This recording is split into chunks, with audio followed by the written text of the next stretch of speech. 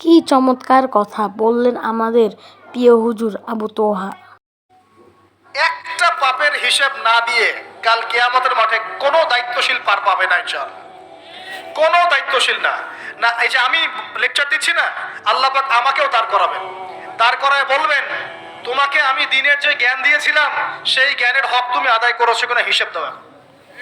এই যে বড় বড় মুফাসসিরে কোরআন, মুফতি, মুহাদ্দিস পাখা দিয়ে বাতাস করছেন, হ্যাঁ, চা খাওয়াচ্ছেন, কফি খাওয়াচ্ছেন, এক একজনকে আল্লাহ পাক দাঁড় করাবেন, বলবেন কোরআন সুন্নাহর যে আমানত দিয়েছিলাম সে আমানতের সাথে কতটুকু তুমি হক আদায় করেছো হিসাব না দিয়ে পার পাবে না তুমি। আজ ফাইজলামি মনে করেছেন নাকি দিনকে?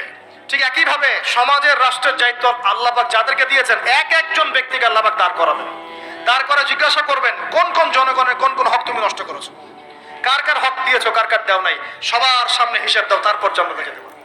এত সহজ না, এত সহজ না। দুনিয়ার জীবনের প্রতিটা কাজের হিসাব আল্লাহর কাছে দিতে হবেই হবে।